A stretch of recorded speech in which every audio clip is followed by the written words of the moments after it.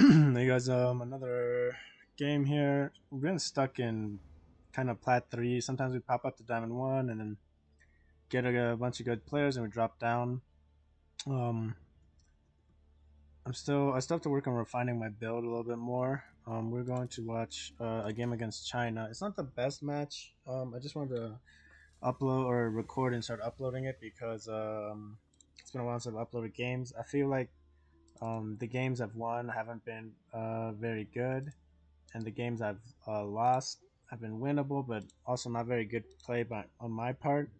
So I just figured I just upload a game, and hopefully I'll play a couple more tonight and get a couple more good matches to record. I'll try to do.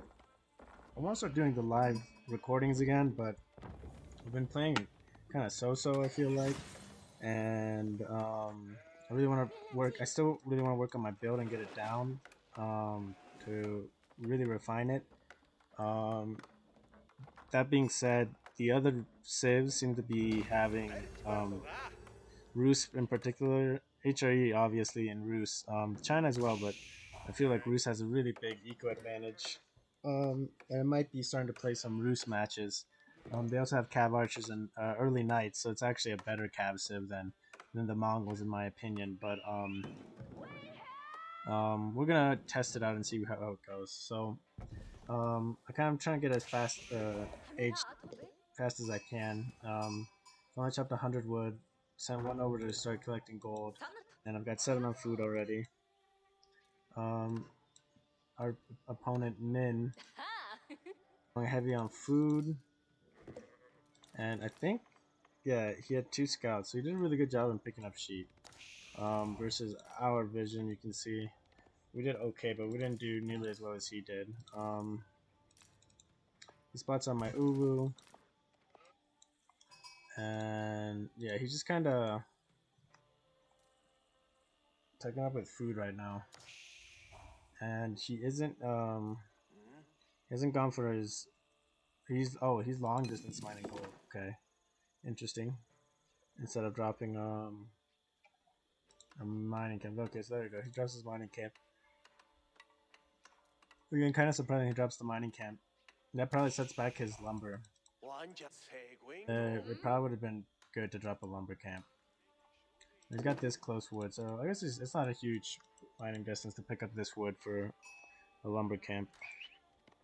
But he picks up a bunch of sheep over here, and his scout has also picked up another 5. So he's got a really good sheep haul, which I didn't. And he's also producing villagers. Yeah, he's producing villagers. And yeah, we're just we went 8 on the food, and then switched over, and we're putting everybody onto wood. We've got 2 on gold, so we're getting close in terms of our resources. 170 gold, 310 gold. So 8 and 2 seems to be a really good kind of focus at the beginning, and then transitioning everybody onto wood, around 5 or 6 villagers. And timing wise, I probably could have dealt a Mangudai a little bit faster if I hadn't gone Silver Tree. I do enjoy going Silver Tree for that extra gold boost. I feel like it really does boost your eco a bunch. You do have to trade and kind of balance it out, but I do feel like Silver Tree Boom is pretty strong. On this map, it's a viable map too. Age up with 4 villagers, and then he's aging up with 1. That's crazy. He's gonna age up with 1 villager. At the time, I'm aging up with 4. I should age up before him, I'm assuming. So I guess we'll check that out and see how it goes there. We're at 16 eco, and he's at 16 eco, 2 military. Okay. And he just dropped his lumber camp. He's starting to collect wood. And we're just finishing up our scouting. I hadn't seen this where the trade was. I assumed it was here, but I had to go send my con to confirm it. I see his scout. I figured that he's coming in to either scout or to try to burn down my ovoo, because it is a super forward ovoo. We're now on 6 on wood, and I'm still aging up, but I'm transitioning He's still tapping up with one. I'm transitioning my villagers onto food now. I thought like 6 was a good amount. I have 300 gold or wood in the bank, so I can drop an archery range. I can drop a stable. I can drop or a blacksmith or a pasture. So with 300 wood, I can drop a couple of buildings pretty much immediately, again, depending on the situation. I wasn't sure what he was gonna do. I age up with 4 villagers. He's aging up just a little bit after me with 1 villager, so that's crazy. That 1 villager can age up pretty much at the same time. The 4 of mine. So when I die here, I don't actually see him drop this. If that's something that the devs could do. This like early placements, if they made him visible, might be good. I couldn't see it till those villagers got closer. So I'm tapping up an archery range. And I dropped a pasture for the food. Silver tree's heading to the top. I've scouted this stout. We can just go on my vision, I guess, so we can kind of see what's happening. I've kind of figured that, you know, the 150 pasture it's a good eco and it's a good stable eco, but deer is going to be a little bit better. So I've decided to start transitioning my food eco into gers and stuff. You know, I have this strong infrastructure behind, so I might as well do this and drop towers. He comes up with a huge amount of villagers, 10 villagers. So I just fall back, reposition my range. I'm just gonna rebuild over here. You know, that's the plus about that good amount of 8 villagers on wood, 9 now on wood. I'm dropping over here. So I know that he's okay. So he sent villagers over here to berries. I see him dropping this outpost, and I'm collecting. I've got 9 on wood, and I'm gonna keep committing onto wood because when they're rushing you, it's really important to be able to up the. So I'm not able to torch it before he cancels it, but we're able to get up this tower, and we can see he's getting this tower up. It's not worth me. This tower is gonna be barely in my range, so I'm not too worried about it. You know, I'm a little worried about him coming around the side here. And I see him heading over here, so I was kind of worried that he might do something over here. At the same time, we are building our first 2 Mangudai. My con is out. I just kind of have to play the waiting game. I gotta collect as much wood as I can here. I drop a gur. Might be a little bit greedy to drop a gur like this with this tower rush pressure coming. But I did want to be collecting wood as fast as possible. But I felt kind of confident with my Mangudai here that I was going to be able to see what was happening. So I see him pulling up this outpost, and I just pull all my wood villagers. I end up pulling all of them because it's important to burn this down. We have 12 villagers here, and still at 12. We gave the attack speed buff to my villagers too. We're down to 10 villagers. So we trade 2 villagers for a tower and 3 villagers. So my Mangudai are able to take down 3 of his villagers here. The scouts, we could do some damage to the scouts. But we take out these 4 villagers, and these 6 forward villagers are still chilling there. So we clean that up and kind of back out. We're going to stabilize our wood eco. We got a bunch of gold, so I got to start trading those out. We're keeping villager production going. He's collecting hard on the stone over here. So let's see, my eco's at 25, and his eco's at 29. So he's starting to get ahead of me in terms of eco. He's got now the buff where it's only 13 seconds for a villager, so he's almost producing 2. Or he's producing 3 for my 2 villagers.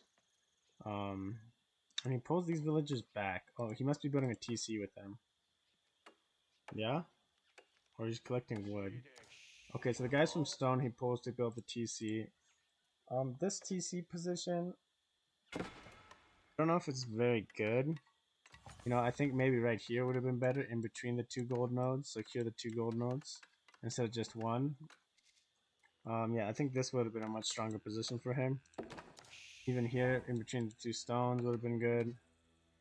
But whatever. So he's starting to push up with his scouts. And we're dropping a tower over here. And let's see.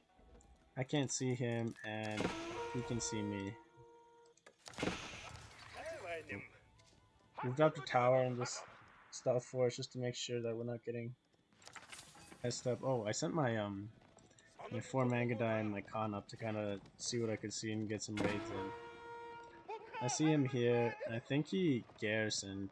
He's looking like he's gonna garrison, so yeah, I keep a wide berth, and he starts attacking me from here. I had a couple more Mangudai out, so I used them to chase down these scouts. I'm kind of worried that he's gonna see my trade. I don't have a lot of traders. I only have 2. You know, he had that early aggression, so I wasn't really eager to fully commit. And I'm kind of just finishing scouting around this top side, seeing what resources he has, what the layout of his base is. I see he's got his Imperial Academy close. His villagers on food. I'm setting up these 4 Mangudai up top, and then I see his scout running through here, which is unfortunate because now he's going to see my traders 100%. Let's go to all real quick. He has TC up. They're both building villagers at 13, so yeah, he's going to start getting a really big eco boom. We garrisoned these guys to try to take out this scout, and we weren't able to do it. He is now at 45 eco or 34, so he's going to start really accelerating here. And yeah, he gets his scout running around, and we're going to come over here and we're going to raid here over here. In terms of vision, we're able to... Thankfully, his village is garrisoned in the villager, not the TC, which allows us to get a lot of damage done. And then here, you know, yeah, we're just barely in range here. That's crazy that we still get hit at this range. Because I feel like we're out of the circle, but... So, we're able to do some damage. Not the best, but some decent damage. And he's down to 43 eco, so we kind of stagnated his eco. In terms of when the last time we checked it, overall. His scout's just running around. So we were able to stagnate his eco to 45 for like about a minute, which was good by killing those few villagers. And now we're dropping a stable. I was gonna drop a archery range and I canceled it. I need to start being able to burn burn things, and I was getting close to aging up. So I was gonna build horsemen, double horsemen here. And I end up deciding to cancel one of them because I need the stone for knights. I don't know, you know, this barbican is super aggressive. And I saw he dropped the double TC, so I don't know if he's gonna boom or if he's gonna get aggressive or what he's gonna do. The Mangudai here, I can see the mill. And I'm just hang heavy on my gold. So he gets astronomical clock tower. My eco's down at 43. That's 48. So he's really messing up his macro somewhere. For sure. I think he's sending too much on wood. Yeah, he's definitely messing up. He's sending way too much on wood. And he can't keep up his villager production that way. I mean, I guess he is. Got 10 villagers. Okay, so now he transitions. He's changing food. Which is big, because he's definitely wasting some eco that way. But now his eco's, yeah, starting to boom up now. Yeah, the constant production on the TCs is going. He's getting his wheelbarrow, he's getting horticulture. Yes, he's starting to age up, and he's getting his infrastructure out. So his super heavy wood is starting to pay off. I lost a few villagers here, power, which is kind of annoying. And yeah, over here, I was just building horsemen and saving up my. I built one thing of double horsemen, and now I'm saving up to get one double lancers. And our trade is going.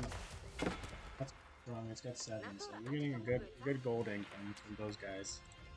And we also have our step readout. And 10 guys on it, so that's gonna start cranking out a bunch of gold for us because we were officially gold starved. I don't know if he's gonna push me away, dropping some towers. He's just kind of booming. He's getting barracks up. He's got stables up. And because he was killing so many villagers with his tower, I sent a few of them off to this wood patch down here. Kind of separate my eco, make it a little safer in case I get raided in my main base. He starts walling up over here. I'm also starting to push forward. I guess he was going to build these walls. Villagers, I'm able to get a good timing interception. That rotation. He sent a lancer over here. Here to take. So we've got an OK force of cav, 6 cav. We got more lancers on the way. I wanted to really focus on my lancers more than my guy for the time being. I'm starting to up my pasture count now. And we're still collecting these deer out here. There's still more deer out here. So we got a nice consistent food source with these few villagers. And we were just kind of... We figured, you know, his base is around here, his woodlines here. It would have been great to have seen this. And raided it from this side. It's okay, it's no big deal. So, 2, 3, 4 villagers. His equals with 60 is nothing.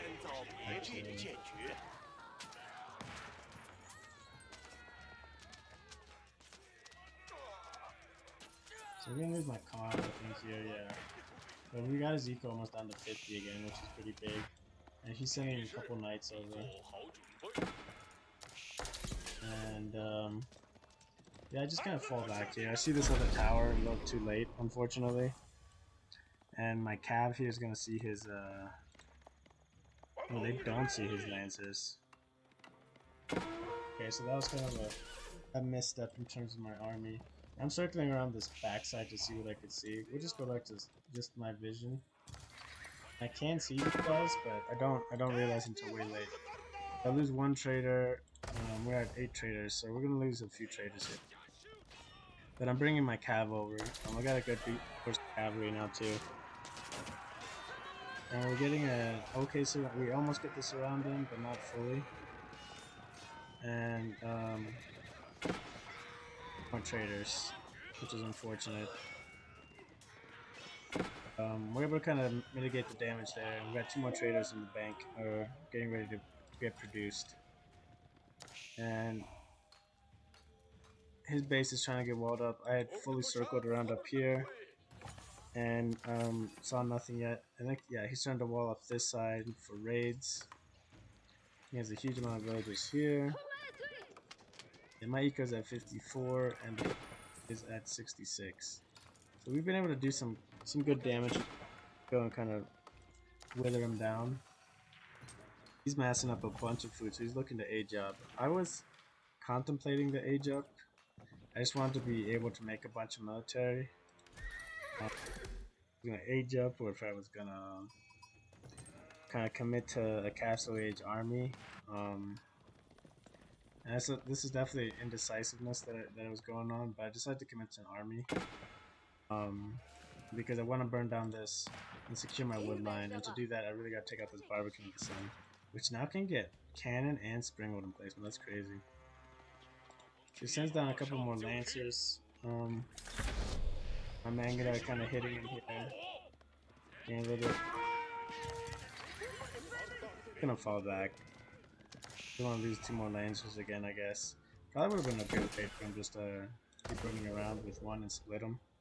And again, I'm not super overly committed with my traders here. I'm at 8. I wasn't sure what he was doing. So over here, we were just kind of looking to raid. Kind of an unfortunate case right here where we had ended up right in front of the wall. So we're going around the side here to see if we can't see anything. His army looks like it's coming over. He's dropping another tower to protect his men. Got a ton of villagers on him.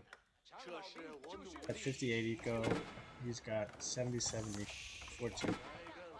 but we've got nearly double his army, so we're in a pretty safe spot here. I didn't really realize it. I just knew that I would need to start raiding and kind of keep his eco down. I knew he had 2 TCs, and China double DC is scary how many villages we can get off. So we've committed to staying in Castle Age. He's aging up to age 4. But we're able to kill a couple villages here, and we're gonna go around the top here and see what we can see. We're still getting hit here. We're moving our top side. We're up to 9 traders. We're making 5 more Mangudai, 5 more knights. I'm setting up my Khan with 6 more Mangudai up around this flank here. He's sending villagers to finish building here, to catch them before they finish, thankfully. And then over here, we killed a bunch of villagers. So he's at 70 villagers. We just killed, I don't know, 5, 6, 7. He's at 63, so we just killed a bunch. We killed 3 more over here. Pick up that scout, and we're gonna try to flank around and get these other ones. His eco, I know he had his gold up here, and his farms back here, and I transitioned to the back. And there's just a little bit too much pressure for him. And he seems to be kind of a boom, macro-oriented player.